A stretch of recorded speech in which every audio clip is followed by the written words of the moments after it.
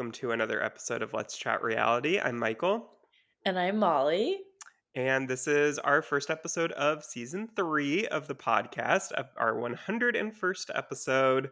And we are delving into two shows today: The Challenge All Stars Rivals, episode 2, as well as The Traitors, season 3, episode 7. Two great episodes, I thought. Yeah. Molly, what did you think? Yeah, I enjoyed them both. I feel like there's all the drama happening every week in the Traitors, obviously, and then with the challenge, I feel like it's starting to actually now pick up in episode 2. So it's good to see that as well. For sure. Yeah, I feel like with the challenge, we're getting a better sense now of kind of what the format is for the season. We're getting a little bit more on some of the other teams. I felt like the episode 1 very much focused on like John A and Beth and Turbo and Nani's relationships, and now we're getting a little bit more from some of the other teams. And I will say, in the challenge world, we don't have to delve into it too much. There's a lot going on social media right now. There is a lot of Cara Maria has stirred up a lot of drama with some of her controversial political takes, and a lot of the others are weighing in. They're about to go start filming season 41 next week, allegedly, and now kind of up in the air that, Cara was expected to be on that cast, maybe not now, but yeah, a lot going on. Go check it out if you haven't, if you don't know what we're talking about, go check it out. It's a lot on Reddit. You can find a whole thread on it. It's everywhere. It's very it's a lot. Yeah. But anyways, going off of that, let's go into the actual episode of the challenge that we watched here. So like I said, we find out the format for the season. And it is that every daily challenge will have one winning team. So the challenge that we saw in episode 1, I thought was going to be kind of like the week 1 daily challenge, but it really wasn't. It was just basically to find out the first 4 teams that had stars, and that's why they ended it right after that and didn't finish out the challenge. That's really all it was for. But we have our actual daily challenge here, and the winning team, we find out, is the only one that's going to be safe from going into elimination. The rest of the house votes for one team to go in, and that the winning pair will then be able to select their opponent, which can be themselves if they need to get a star. If they so choose, they see the challenge and it looks like something they might excel at, they can choose to go in, or they can pick another team to go in. What do you think of that format? I like it. I think it makes sense that the winners get to choose, and then it's only them who are safe for the week as well. And it allows there to be a lot of different variations of who could go in to elimination. So I'm in support of it. What about you? Yeah, I like the fact that there's a house vote. I like a house vote. I think that it makes it so everybody cares. Like everybody is strategizing every week. I feel like sometimes we get formats where, like, it's a girls' day or it's a girls' week, and so the guys don't really care what's happening, and then vice versa. It's like every other week you care, every other week you don't. Sometimes, they'll have some sort of, like, whether it's the tribunal or whatever they're calling it, where like 3 or 4 teams only have the power for the week, and then everyone else is just kind of like sitting ducks and they don't have any power to choose who goes in at all. So they're kind of just like lying around all week, maybe trying not to get themselves voted in, but otherwise don't really care. So I like a house vote because I feel like everybody's kind of more invested in what's Yeah. happening because everybody gets a vote. Now, what I don't love is the fact that there's no penalty for getting last in the challenge. I always like when there's a penalty for that because it makes everybody try a little bit harder. And so here it's just like kind of like, we saw it this week. Like, we'll talk about it, but basically every team quit the challenge. And yeah, I would have too.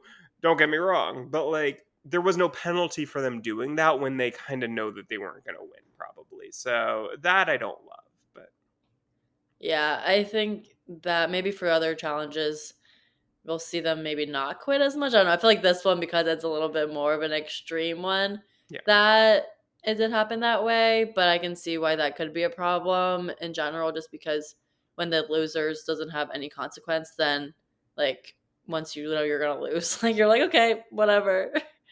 Yeah, and I don't think like I agree with you. I don't think that in the future they're going to be so blatantly quitting, but I feel like maybe they're just going to be like not trying quite as hard, like not exerting all of their energy if they don't have to. If they think like, oh, another team is so far ahead, like what's the point in even really trying? They'll just kind of like do the bare minimum to finish out. But we'll see. Hopefully that won't be an issue.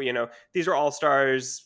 Maybe they're just kind of like more in it, to test themselves and for the love of the game. And hopefully we'll get, not that won't be so blatant, but we will see. We have a lot of season left to go here, but the challenge we have here is called Edge of Glory. They are on top of a 55-foot story building with a giant plank hanging off of it. There's an equation that the teams have to solve. Then, once they have the answer, one team member has to grab 4 flags, but they're tied together. So, if the team member who's grabbing the flags falls, then their rival's going to fall right with them. So we what did you think when before any of the teams went, what did you think of that challenge?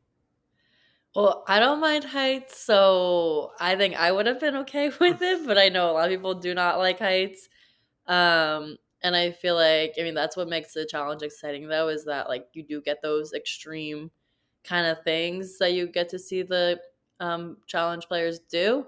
So I didn't mind. Like, I mean, I think it's makes for an exciting episode. So what do you think?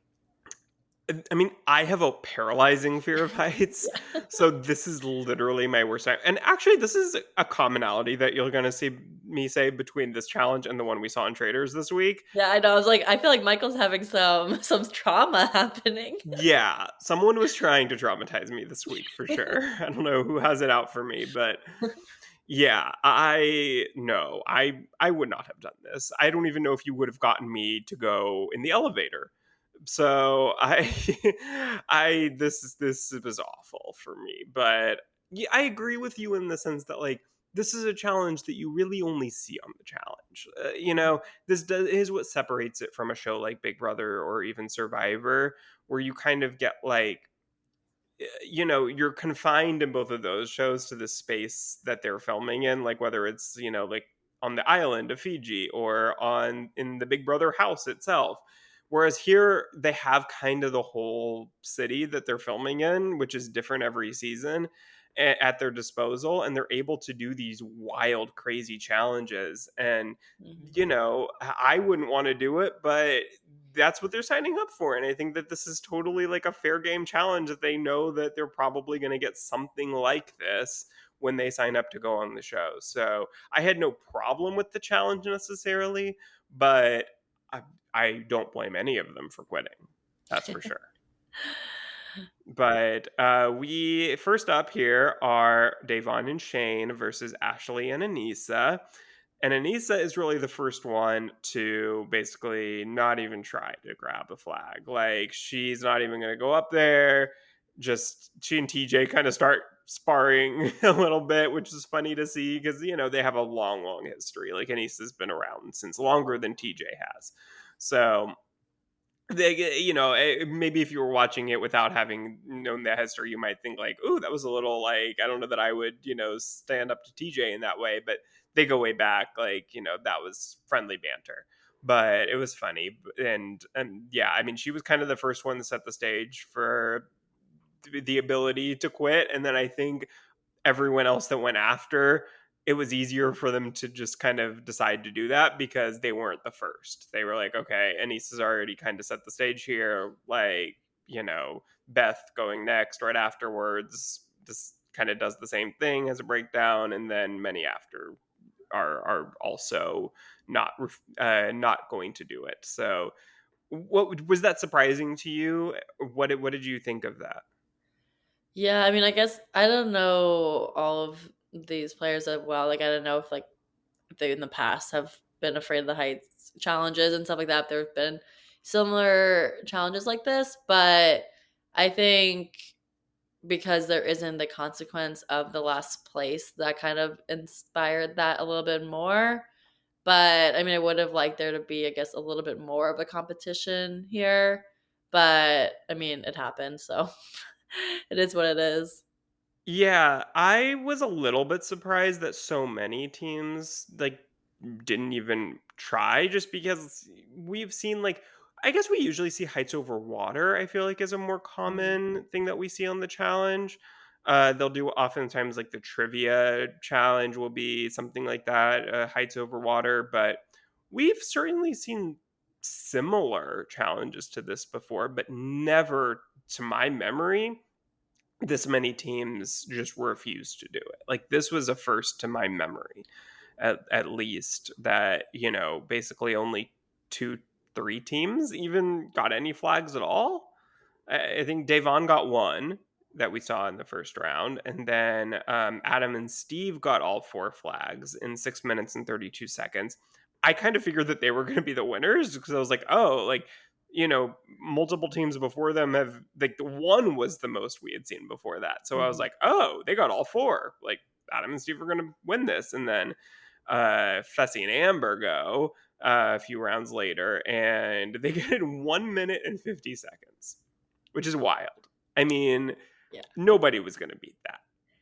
No, that was impressive, and I chose last week, I said they were my winners, so I was happy to see them do well. I mean, obviously, this Yeah. was an interesting challenge because a lot of the teams quit, but I was like, "Yes, maybe they are gonna win." But we'll have to see, and I mean, impressed, obviously, that's an incredible time. Yeah, I mean, that your winner pick's looking pretty good here, I would say. Yeah. That was very, very impressive. But Fessy does really, really well in dailies, just in general. Like, he's known every season that he's been on a very common winner of a daily. He excels at those, I would say, more so than eliminations even. But yeah, but that was even shocking. Like, that was crazy. But yeah, I mean, Frank and Sam, Kelly and Sylvia, Katie and Veronica, Ashley K and Dario, and Big T and Corey all quit without getting any flags. And Katie, I thought was funny because she was like, TJ, you know I wasn't going to do this. Like, don't even try. Because she's had some traumatic experiences with heights challenges on the challenge. She has multiple times when she's fallen from heights challenges, like, busted her face open. Like, she's gotten injured multiple times on these challenges. So, like, if I were her, I wouldn't do another heights challenge. Like, I don't care what the consequence is. Like, send me home, throw me into elimination, whatever, not doing it. So I did not blame her for 1 second. Yeah, agreed. But we actually kind of get an unprecedented ending to this challenge because before the last 3 teams got a chance to go, which was Turbo and Nani, Devin and Leroy, and Melissa and Nicole, the weather started acting up. It started, I guess, a rainstorm came up, and TJ gave them the option of either coming back tomorrow to finish the challenge or just basically forfeiting and allowing Fessy and Amber to take the win here. So they all decide to forfeit, and Fessy and Amber win. So what did you think of this choice that they gave them? Would you have wanted to go back the next day if you hadn't gotten a chance to go, or would you have just given them the win there? I think I would have given them the win just because, I mean, I don't know, maybe if I felt, like, really confident that I could beat that time, but I don't know if I would have wanted to try that again, like, the next day. If I hadn't gotten a chance to do it, I'd be like, "Okay, this is a sign that maybe I shouldn't do this." Yeah, I think imagine they come back and then you still, like, get up there and realize you can't get yourself to do it. Like, that would be like to make them do all that production, take you all the way over there and then still have that happen. Yeah, I wouldn't have wanted to come. That would have been a perfect excuse to, like, not really quit, but, you gave me an option and I'm not taking it. So that would have been a perfect solution for me to not have to do it and kind of get out scot free there. But yeah, so all 3 of them decided that they wanted to forfeit. Fessy and Amber win. Then they all go back to the house and the strategy starts. So Frank kind of kicks things off and is on the couch with Nani, Ashley, Nicole, and Amber, and recommends that Adam and Steve have the least amount of connections in the house from his purview, so they should be the vote for the house vote to go into elimination. Now, Adam and Steve have competed with a few people. Nicole, in particular, kind of says that she can't vote for them because she is friends with Adam. She was on All Stars 4 with both of them. But I would say for the most part, yeah, like a lot of these cast members don't, to the best of my memory, have any history with Adam and Steve. So I felt like this was a good call, but you don't often want to be the first person to throw out a name, so especially so openly. So did you think that this was a good move for Frank to kinda get the ball rolling here?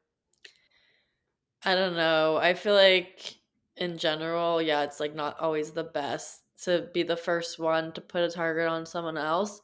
So might not be good, but I mean someone has to do it. So it's also like if no one else was saying a name, like we kind of have to say someone. Yeah, I mean, I feel like yeah, I loved Frank for doing this because, you kinda get the strategy, kick things off, like, get the drama from this, so love Frank for this. In terms of actually whether it was good for his game to do this, I would say that he maybe could have done it in a little bit of a more, like, private way with, like, maybe one person and then, like, kind of Mhm. is sense how they're taking it, kind of how things are going, how people feel out, how people are feeling about that, and maybe you kind of get the bug in someone's ear, then they run and tell someone else, and then maybe you can kind of not be the person so easily that this comes back on as the ringleader, because it seemed like once Amber relayed this information to Veronica, then Veronica started warning Adam, and Adam pretty quickly figured out that it was Frank. I don't know quite how he got there in that logic, but he figured it out very quickly. And I wonder if maybe he had gone about it a different way, whether he would have so quickly figured that out that it was Adam and put that on him, because that could come back to bite him. Yeah. Yeah, we'll have to see how that turns out. Yeah. So like I said, Veronica does warn Adam that his team might be the house vote here. He knows it was Frank. So then Adam tells Fessy, who has the power to pick their opponent, Fessy and Amber. So he tells Fessy that he would like to go against either Frank and Sam or Ashley and Dario, because he also kind of put Ashley in that conversation, kind of, I guess, figured that Ashley might have had something to do with it as well. So he wanted to go against one of those two teams to an elimination. Now, if you were in Fessy and Amber's position, would you want to give Adam and Steve who they wanted in elimination, or would you have kind of not taken that into consideration at all? I think I would listen to what they would have to say, but maybe not actually act on it because obviously it's their decision. They're the ones in the power position there. So I don't know. I don't like maybe it's like the first week, so maybe I would give them what they wanted, but it's also a game that you have to think about yourself as well. So Yeah, I mean, look, if they put in either of those two teams against Adam and Steve, a big team's going to go home. Like all three of those teams are, I would say, three of the top half of this cast. So I don't know. That's a dangerous move because either way, a strong team is going to be potentially coming after you. But then I would say Fessy and Amber are also a strong team. So it's not like, some weak team that somehow got the win this time and might never get it again that, anyone's going to be okay going against. And now you have a target on your back. Like, I don't know. If I was Fessy and Amber, I might not be too scared of most of these teams coming after me. So yeah. I don't know. But I think that if you give Adam and Steve what you want, then maybe they won't come after you. Like maybe you just kind of hope that they win. But I don't know. It's a dangerous thing to put either of those two teams in.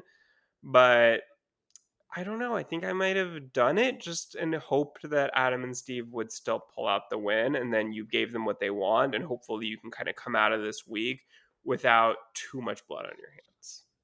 Yeah.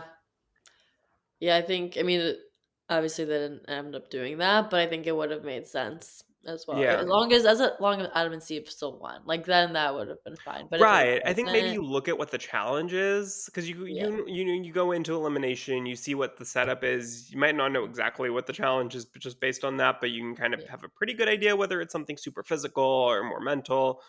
And if I saw that it was something physical, which this really wasn't, and that was the thing, but like not knowing that, like going into elimination, this might be my mindset that I say, okay, if it looks like something pretty physical, then maybe I'm okay putting in Frank and Sam or Ashley and Dario because you're putting them against like a strong guy team. That if it's something very physical, a guy team versus a guy girl team, it's not an obvious win, of course, but like maybe there's an inequality there that might work in Adam and Steve's favor. So I don't know. I think that might be my thought process. If it's something more mental, then maybe have a backup option. But if it's something physical, then maybe go with that. yeah, agreed. Well, Adam and Steve do end up being the house vote, and Amber and Fessy pick Beth and Jonna as their opponents. Now, I actually really thought that they were going to put Nicole and Melissa in Mhm. because Amber thought that Nicole was the one who ratted out their conversation, their strategy conversation earlier, and wanted to throw in Nicole and Melissa because of that. And I was feeling really bad for Melissa going into the elimination because I was like, oh God, like she had nothing to do with this. And it from our purview, Nicole didn't either, actually. So I kind of felt bad for both of them that they were getting thrown under the bus for something Veronica did. But yeah, I was really thinking it was going that direction, and then they kind of threw a curveball and put in Beth and John A. So, what did you think about all that?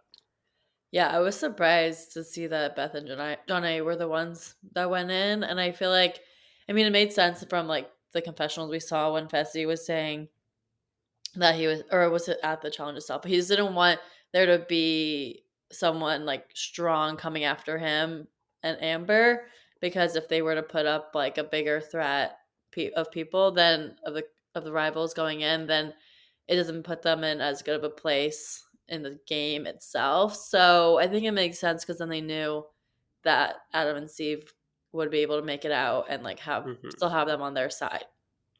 Yeah, I mean, this was a pick that they made, really assuming that Adam and Steve were going to win this. I think like this was, kind of giving them, throwing them a major bone by doing Yeah. this. But it gets out a very, I mean, I hate to say weak team because Johnny's a strong player in particular. Like Johnny's won 2 All-Star seasons back to back. So she is no slouch in this game, of course, but Beth is really weighing her down. And anyone who is paired with Beth, I think kind of has to assume at this point that might be an early exit. Cuz Beth not only is like not super strong physically, she's going to cause a lot of drama. She's not a social butterfly by any means. And we already saw that on in just the 2 episodes of the season. So, Yeah, I never yeah. knew her before, and now I'm like, "Wow, I really know a lot about her." Yeah, I mean, she's a character. But she's the most OG person I think on this cast. Like, and Mhm. there's a lot of OGs on this cast, but I mean, she's from season 2 of The Real World, I believe, Miami. So she goes way back to the early 90s of this show. So, she's certainly in the older crowd of this at this point. Like she's never been the most physical, but especially these days, having her as your partner is not ideal, I would say. So Yeah, I felt bad for Janae for that. And then, look, they did their best in this elimination, I would say. So I'll explain what the elimination is. It's called pole position. So one partner goes to, there's a dice sitting there, a big dice with different colors, 4 different colors, and then there's a tube with 4 different sections that with corresponding colors. And whatever color the dice lands on, their partner has to go into the tube, into that color, and put a pull into that set color, that section. And so in round one, they do 5 rounds. In round one, they put one pull in, whatever color it is. Round two, they put two pulls in, etc., so forth, so on and so forth, for 5 rounds. And then at the end of those 5 rounds, both team members have to go through the tube into from one side to the other side and kind of wade through the poles that they've put in. I didn't quite understand this at first. And Yeah. then once it got going, I was like, oh, okay, I get it. I think I get it. So hopefully my explanation made sense at all, because it didn't to me when they first did. But um, they both kind of got through getting their polls in around the same time, but then Adam and Steve easily won here in the end. Yeah. But I think that Beth and John A did their best. I don't think that they were ever probably going to win this, but they didn't embarrass themselves. Yeah, I was honestly impressed that they were close. Like, I feel like in parts of it, I was like, wait, are they gonna win? Like, is it gonna be an upset? But obviously, no, it didn't happen. Yeah. No, but so Beth and Janae are eliminated here. I would say not super surprised to see that they're the first ones out. I think that if it wasn't now, it was going to be in the next couple of rounds. I never really foresaw them going to the end game. So sad to see them go, but I'm not shocked that they're out early here. But then at the end of the episode, they go back to the house. This is something that we don't normally see. Usually, challenge episodes end at the end of the elimination, but we actually see them go back to the house. We see Beth and John A actually packing their bags, saying goodbye. That's something we never see on the challenge, at least in recent years. So that was kind of cool. But then we get a conversation with Sylvia and Kellyanne that goes left very, very quickly. Sylvia, I guess, is saying that Kellyanne is hard to get along with, doesn't listen, and then Kellyanne basically says like she has things at home, she wants to go home.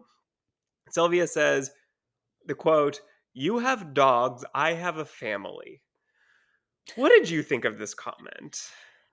Well, I felt bad for Kellyanne. Like, her dogs are her family, and like she cares a lot about them. Like, maybe Sylvia just doesn't understand that and like is taking that out on her and just like I didn't like it. It just felt very like I didn't like that comment. Yeah, it felt very like a superiority Yeah. thing. Like, oh, I have a family, I have kids, you don't. Like, your family doesn't matter. Your life back at home, you have nothing to go home to. What are you going like? What do you need to go home? You don't have any responsibilities. I have a child. So yeah, I don't like the whole superiority thing. And generally, I like Sylvia, but here I expected like of their rivalry, I felt like I was going to be on Sylvia's side. Like, if I don't really have a strong memory of All Stars 3 of their beef. I don't remember like if I was like specifically on one side or the other, but here Mhm. I was certainly on Kellyanne's side. Like, I did not like that comment. Now, would I be annoyed if my partner kept saying that she wants to go home? Yeah, probably. Yeah. But that was just out of bounds. I was out of line. Too far, too personal. Yeah, I don't know. It was crazy that the episode ended that way too, because what you're saying, it's like that's pretty rare for that to happen. That we get to see them go back to the house, and then there was drama. Obviously, that's why we saw it probably, but Right. like the drama that came up from it, which was like such a uncalled for comment. Also, like why are you bringing this up? Like everyone has stuff back home in general. Like you don't have to act like you're superior than everyone else. Yeah. And I think that they probably ended with this too because the elimination was not necessarily the most tense in terms of who was going to win. So I think that Yeah. this way you were ending on an actual, like, a little bit of a cliffhanger. And yeah, I liked that they did this, that they ended this way, because it wasn't, a lot of times when you get a cliffhanger, it's like, oh, you get a cliffhanger instead of an elimination in the episode. And Mhm. that's annoying because then you feel like you're missing something. Yeah. But here it's like, oh, we got everything that we expected to get in this episode plus more. So I liked Yeah. that. And yeah, I'm curious to see. I don't know if we pick back up in the middle of this fight again because it didn't say to be continued, if I remember right. So I don't know exactly where if we're going to pick things up, after this or with the aftermath or continuation. But I'm excited to see. I'm excited for next week. I think so far this is a strong start for the season. Yeah, no, I think so too. So, shall we get into the Traitors now? Yeah. Speaking of good Yeah. episodes, I Molly. was like, the cliffhangers, we always get those for the Traitors. Traders is known for their cliffhangers. Yeah, I Yeah. mean, I don't remember ever getting an episode of The Traders without a cliffhanger. No, I don't think that's possible. No. um, but so picking up where we left off from the last episode, we're back in the turret in the start of this one. So the traders are deciding who should be murdered, and then they're just all fighting basically because they don't know who to choose. And Rob won't tell Danielle and Carolyn who has a shield from his group from the previous week's challenge or whatever they call them mission, the mission. Yeah, what did you Um, think of that? yeah, I don't know. I was interested why Rob wasn't wanting to tell them because, like, he should be on their side there. Like, if you're a traitor, you should tell everyone, like, who else is a traitor, like, every information that you have. So I was kind of surprised. What did you think? Yeah, I mean, it felt like it was almost like a punishment. Like, Yeah, okay, you kids are being bad, so I'm not going to tell you who has a shield, yeah, which was weird. But I mean, also, I guess maybe he thought that they would spill that Rob told them who had the shield, like, that maybe at breakfast the next morning or something that one of them was gonna slip and say something that, "Oh, yeah, like, I heard that so and so had the shield from your group," and then somehow that would get back that Rob leaked that information. I don't know. I don't know what he was afraid of by telling them that, but, because it seems like murdering somebody who had a shield would just not benefit him either. So you're punishing yourself kind of by yeah, doing that unless he was kind of feeling like, "Oh, I'm not actually going to let them murder somebody who has a shield. Like I'll kind of make that person my untouchable and shift them in a different direction." But I don't know. That was weird. yeah. And I feel like we didn't really see that part of their conversation though. Like, if they brought up someone who did have a shield, like Rob didn't try to steer it away from what I I honestly remember. forgot who had a shield, so I don't know if they did. Yeah. Well, I know that Dylan had a shield Okay, yeah, because the 'cause only he one I was remember rock, paper, Carolyn had a scissors. shield. That was the You only one that can't I forget remember. about him being the rock, paper, scissors king. Oh, that's Um, right. Or rock paper scissors king. Yes. yeah. And then I don't know who else, but I know Dylan, and he did bring up Dylan's name. So I was like, "Did you not know?" Uh Yeah. Yeah, that was weird. I don't know. But I don't know. But the turret was exciting as always, but they did decide on who to kill, and it ended up being Derek. Obviously, Danielle was very sad about that one, and she was pushing back against everyone. So they had to just decide, and Derek was the winner.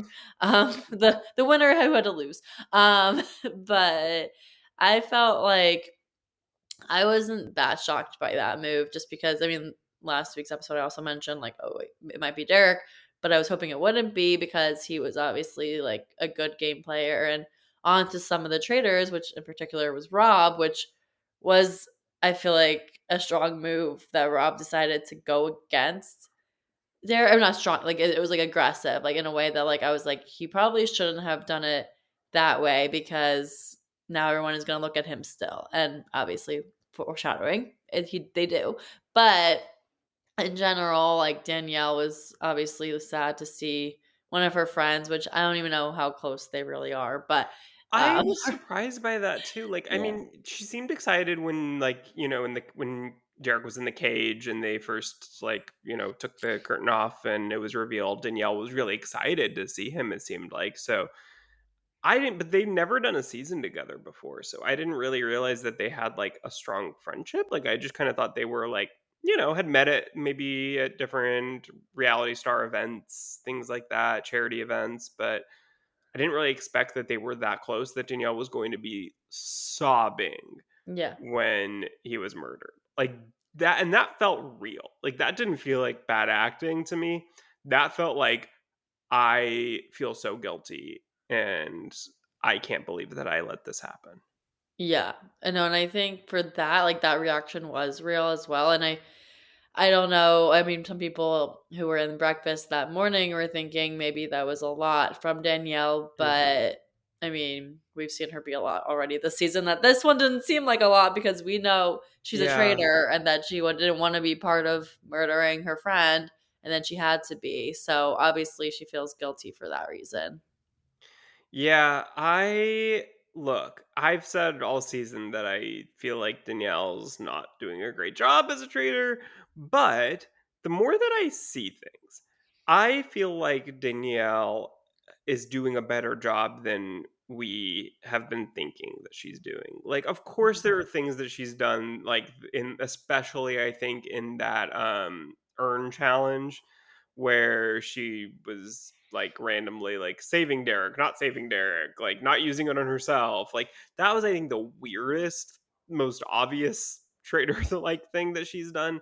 But otherwise, it feels like every time because they do these, which I love. They're doing these kind of like exit interview things this season. I forgot what they're calling it, but it's on YouTube, and with the most recently banished and murdered contestants, and they're showing them who the traitors are, and we get their first reactions to who the traitors are, and almost every time Danielle is the one that they are most shocked by, like Carolyn too, but like, they are usually pretty surprised to see that Danielle's a traitor, and they're saying, "Oh my god, like, I just thought she was some emotional, like, person, and that was all Mhm. real." That I don't know that she's as suspicious to them as it would feel like they should be.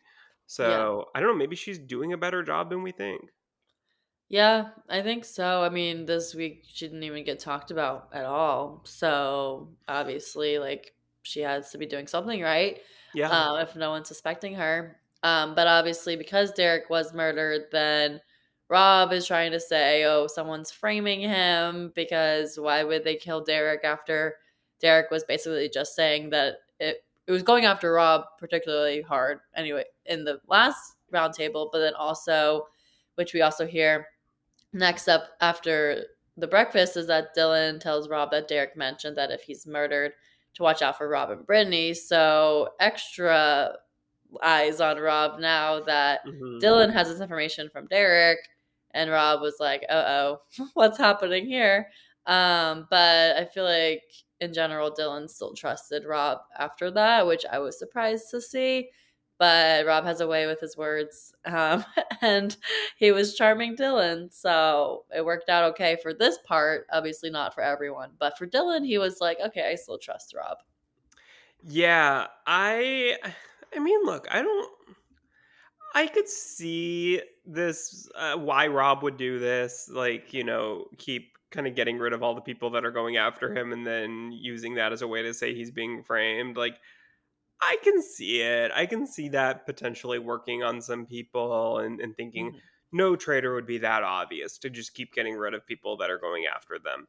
But I think that there are people, especially the non-gamers, that are not used to watching these shows, and they think so, just on a basic strategy level, and they're thinking, okay, if I'm a traitor, I'm going to go after who is coming after me. And they just don't think on that, like that, oh, that's too obvious. So I'm going to do that so that people are thinking that it's me, but it's not me. Like, I Yeah. just feel like this kind of like next level, like strategy, it's just goes right over their head. And I think that at a certain level, you just kind of have to like, not do something that would be too obvious and that's going to be enough to trick half the cast on a show like this. Yeah, and I feel like in general, like every trader also has a different gameplay. So you could think from one thing like that someone is doing that could act like a traitor, but maybe they're doing it to not seem like they're the traitor. Like there's so many mind games you could be playing with yourself that it doesn't make it so obvious to everyone. So I feel like overall, like it sometimes can skate by, but you just never know. Yeah.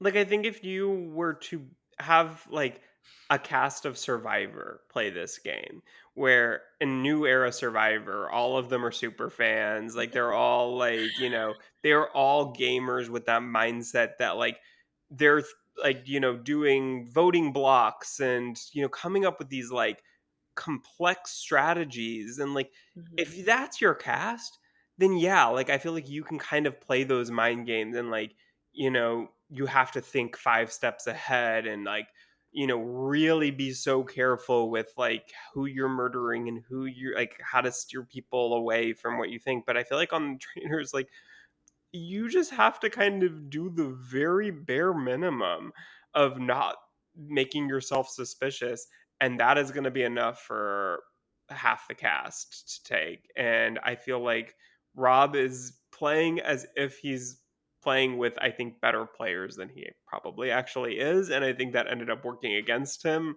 in the way that, like, he's just being too obvious by murdering people that are coming after him, and that's making most of the cast suspicious of him. That I think if he didn't do that, he probably would have been able to get away with making it a little further here. Yeah. Agreed. But next up, we have the mission, which obviously you did not like watching. But Nope. everyone has to pair up. So Gabby and Carolyn are a pair, Rob and Sierra, Dylan and Tom, Danielle and Brittany, Ivar and Sam, Chriselle and Dolores. And with each pair, they have to go head to head with another pair, and then the winners will receive the shields. So each of those pairs has to hold hands. And when they first started explaining this, I was like, they're holding hands? Like, this sounds like the easiest thing ever. And then they put it inside a glass box and then starts coming in with different insects and animals and things that you don't really want to have on your hands. So they have to last 8 minutes. And if they do, then they get $4,500 to the prize pot. And we see that some of these pairs were not so happy, particularly Chriselle was not thrilled. She did not last a second in there. Once the creatures started coming down on her hand, but other teams were doing really well. In particular, the winning pairs were Danielle and Brittany, Sam and Ivar, and Rob and Sierra. And I was impressed by all of them. I feel like besides like the ones that quit early on, but It I was only feel like Chriselle. they did a really good job because they were also like they didn't have any really protective besides their eyes. Like they didn't have anything around them that was like No. protecting them, and they were getting hit from their heads too, like Oh my and god. things coming all over them. Like I was so like, wow, they really like they needed like a 2 hour shower after that. Like Yeah. it was a lot. So like when it was limited to their hands, I was like, okay. Now, probably in all likelihood, I would have lasted not even as long as Chriselle did, but I think if I really needed to win this, like if this was something that like it was like immunity on Survivor and I knew I was going to go home if I didn't win it, I maybe could have lasted if it was only limited to my hands. As soon as I saw a bucket that was about to be poured on my head with what maggots, what was it? Like Yeah, I think there were maggots. I I would have sued this entire company. Like no. No, no, no. I would have nightmares for weeks. Like, that is literally my worst nightmare, I think. It reminded me of Fear Factor. Yeah, yeah, Yeah. seriously. I no, no, no, there is no money in the world that is worth the feeling that I'm gonna have for so long that there's something on me, like something in my hair, something on my back, like, no, just no.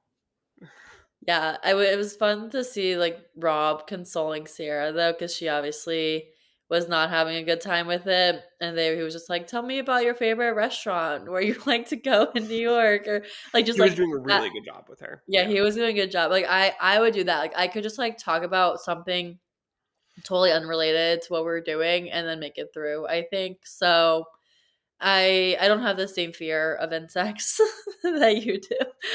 Well, like, Um I think with the snake even, like, Oh, the snake, yeah. I Have could had a snake maybe be around my okay with neck. that. Having my Britney Spears moment, like, talking with Sam, like, "Oh, would Britney talk about the snake? What'd you think?" But no, no, the maggots was too much for me.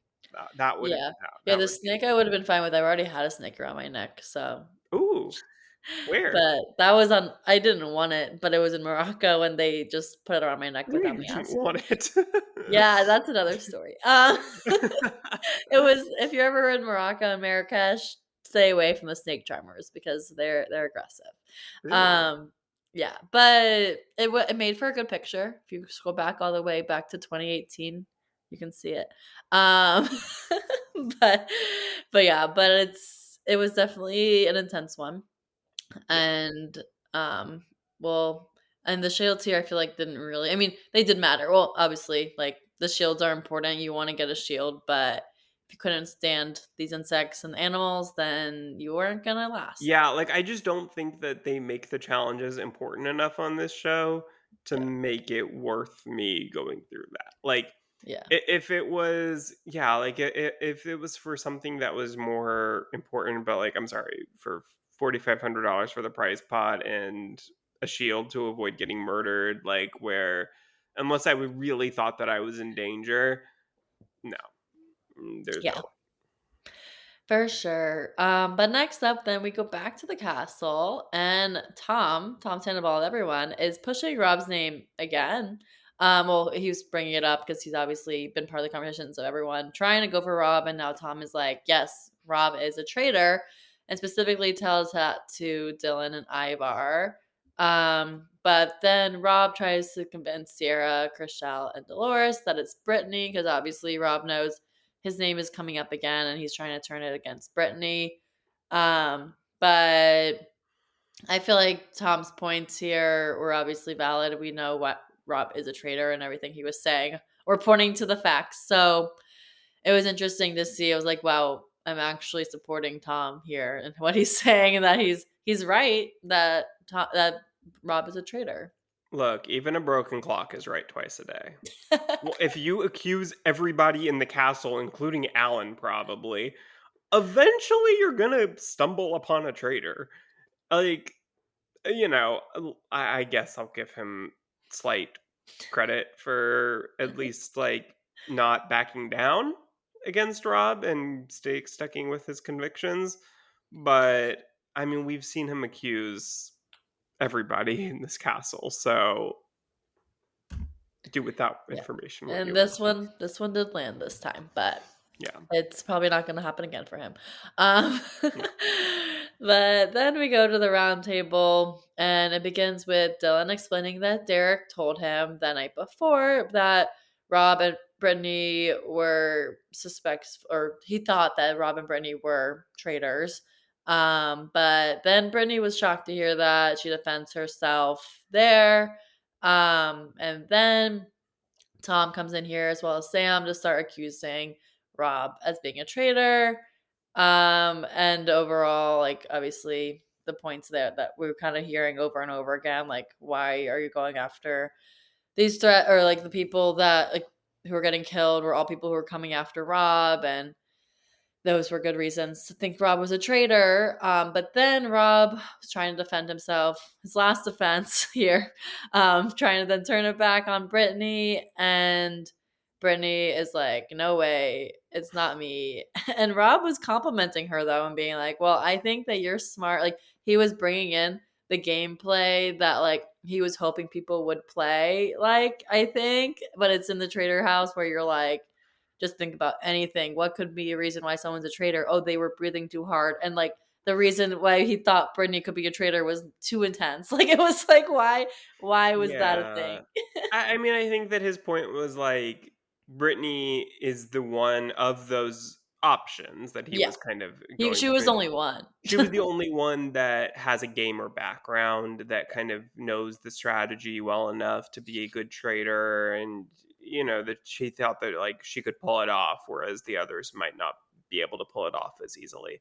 And I think, like, this is we've seen now Rob do this 3 times, where this is kind of his thing, is, like, just, like, having this long speech of, like, somebody's doing this, and somebody's been pulling the strings, and this person has been doing this, and you get everybody being like, "Who is he talking about?" Like, and then he stares at you and says, "Brittany." Like, I think the other times that he's done it, it's been somebody who, like, has a lot of suspicion on them already that, like, people have been talking about, and yes, like, Brittany's name did get brought up already, but I don't think that people were believing it as much as they did the other times that Rob has done this. Like, I think that people were just kind of not as convinced that it was Brittany, and so Rob doing this didn't quite land in the same way that it did the other times. That I think, like, there was already enough people were convinced enough that Rob was a traitor that I think this felt more like an act. It felt more performative than it has in the past when you're kind of looking at it through a different lens of thinking that this person is a traitor versus like this person saying this who you believe and think is a faithful trying to help you out. So I think once you kind of have that change of heart, you look at it a totally different way. Yes, agreed. And I feel like this obviously that happened in this episode was that now Rob does get the majority of the votes and he got 7 votes from the rest of the castmates and I was surprised that I feel like or I wasn't that surprised that Danielle and Carolyn voted for Rob, but I was feeling like if anyone didn't vote for them, like maybe didn't vote for Rob, like maybe they were not going to.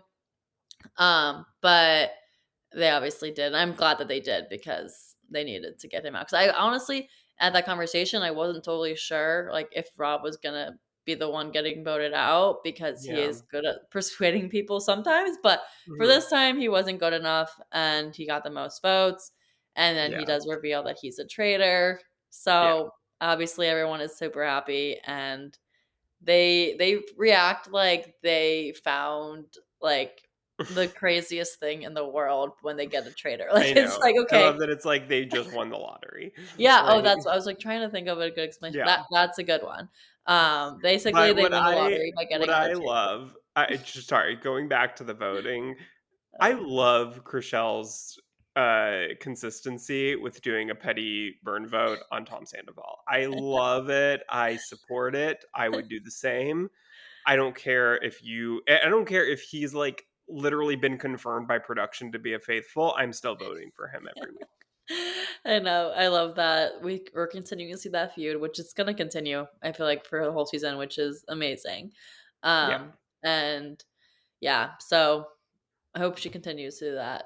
I But do too. I was happy and sad at the same time that Rob was getting got voted out here just because I feel like it was time and that everyone was suspecting him and so he wasn't really gonna last too much longer anyways. And he couldn't continue to come up with these amazing stories and can get his way out of it every time. So I was expecting it for this episode. But what were your thoughts?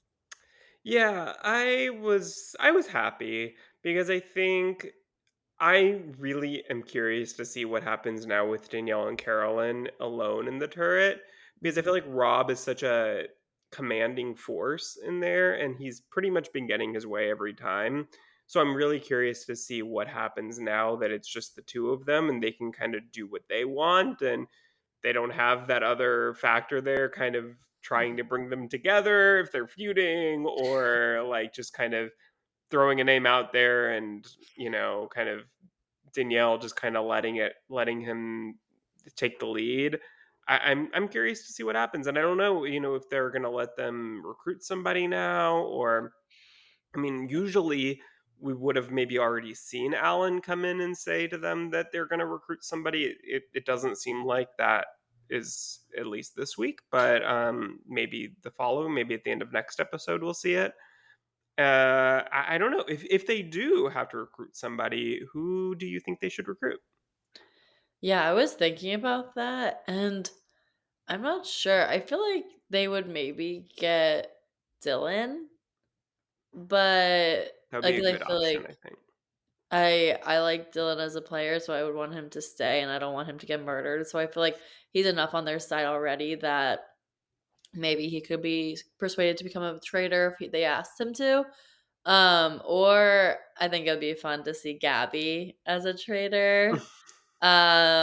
She would have such funny comments, I feel Yeah. like. But I also like seeing her as a faithful and just like trying to suss out who people are and like all that stuff too.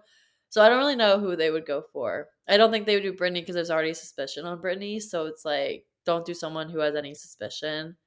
Okay, so I actually think that it might be smart of them to do Britney, and here's why. Because Brittany does already have suspicion on her.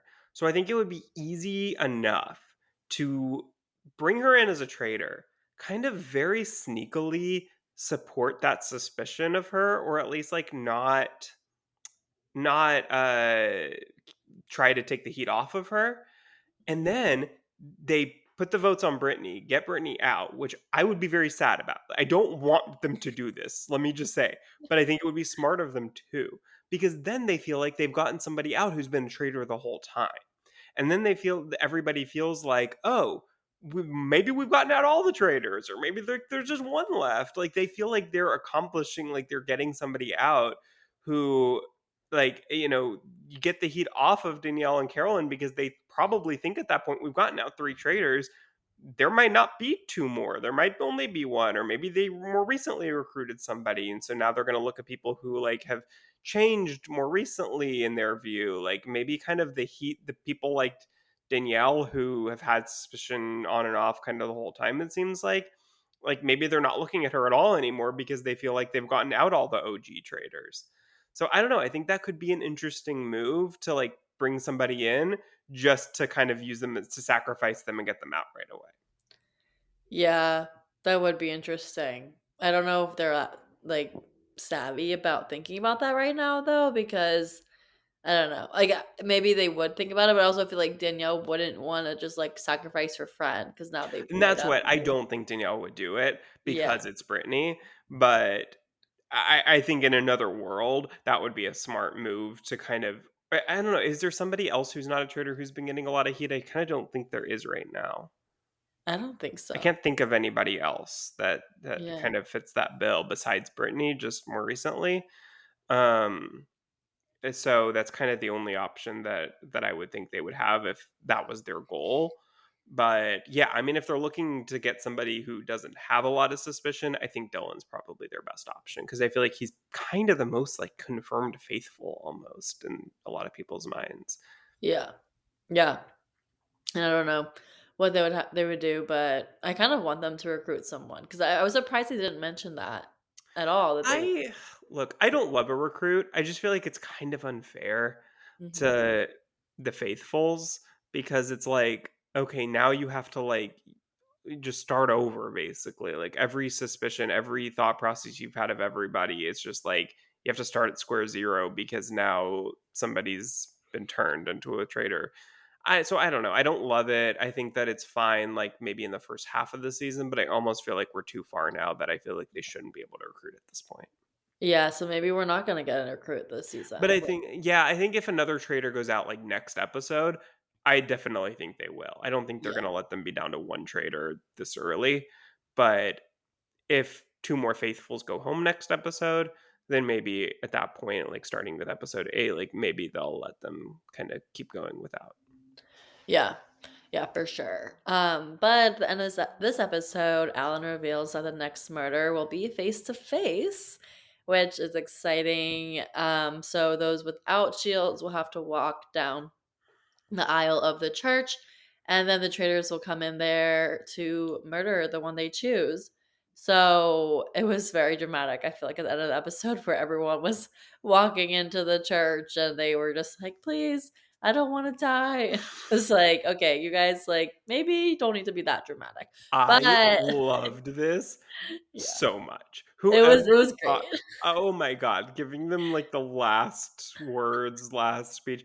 Oh my god, the melodrama that we get from this show is just incredible. I love it so much. I thought this was Yeah. great. Yeah, so Murder in Plain Sight, or Murder in Plain Sight, Murder Face to Face is something that we haven't seen on US traders ever, but we actually saw it on the most recent UK traders. Something kind of similar. It was very different in the way that they did it, but they basically like the traders picked four people who had to play a game, and it was like a kind of like a little card game, and whoever ended up with like the murder card at the end of it ended up being murdered.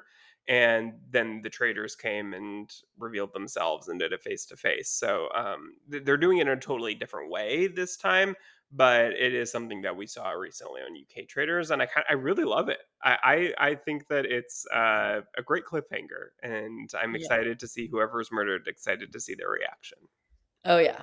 Yeah, well, speaking of cliffhangers, earlier in this episode, we were talking about it just today that we have a great cliffhanger again. So Yes, we we'll do. have to see what Yeah, happens next week in the Traders. But I'm excited. This season has been great. And it's been really fun to see the Traders also going at each other this season because I feel like that's not usually that very common. yeah.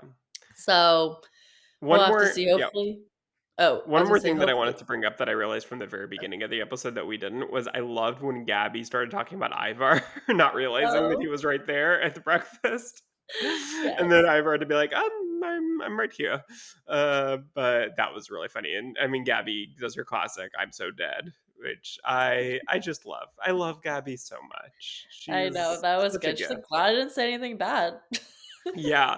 I think I am already willing to say that I think if we did like a top 10 reality stars of 2025, Gabby's going to be on there this year. Oh, yeah, for sure. She's the best. Yeah. But, Gabby and Carolyn, I would say from this season of Traders. I think that Gabby and Carolyn are going to be on my list at the end of the year here. yeah. And, I mean, well, Gabby didn't win a shield, so I really hope she's not one of the ones where which I I don't think she know. is because with Carolyn and her being partners, like, I don't think Carolyn would do that to Gabby. So I don't know. Of the people left, like, I actually don't know who they're gonna murder. I would say that I think the two most likely suspects, I think that Sandoval would be a good option. Yeah. Um I think maybe Chriselle I could see just because like I feel like Chriselle's kind of not close with either Carolyn or Danielle from what we can tell. Mhm. So I feel like she might be an easy compromise between them two. But I also feel like Sandoval would fit that bill. And I feel like Sandoval's kind of a little louder and he was on to Rob, so maybe they feel like he's very vocal with his opinions, and maybe they feel like, oh, we don't know who he's going to kind of like put his sights on next, and if it could be either one of them, and Mhm. he's very. I don't think he's persuasive. I don't think anyone takes him seriously, but I think that now that he was right about Rob, that maybe whoever he goes after next, they're afraid that if it's one of them, that people might take him a little bit more seriously next time. So I think that that would probably be a smart move for them to do him. Yeah. Yeah, it could be between the 2 of them, but we'll have to see. Got the cliffhanger as always. But well, I'm excited for Thursday night because obviously Traders episode. Always excited for Thursday And nights. we'll be covering it again next week. So make sure that you're subscribed for our episodes to get caught up every week when we talk about every episode that we're talking about. You can also watch along whatever shows we're watching, so you'll be in the know. So let's chat reality on Instagram and TikTok and wherever you get your podcasts. So we'll chat Yes, with and you. I forgot to keep forgetting to say this, but we have video podcasts available on Spotify, full episodes on video. So if you are just listening and you want to see our beautiful faces, be sure to go over to Spotify because we have full video episodes there. Yes, and we're wearing matching shirts today of the Show Yeah, Reality we are. logo. So if you were watching, you could half see the shirt. Now you can fully see the shirt. But yes, so thanks so much for listening. We'll chat with y'all next week. Bye, everyone.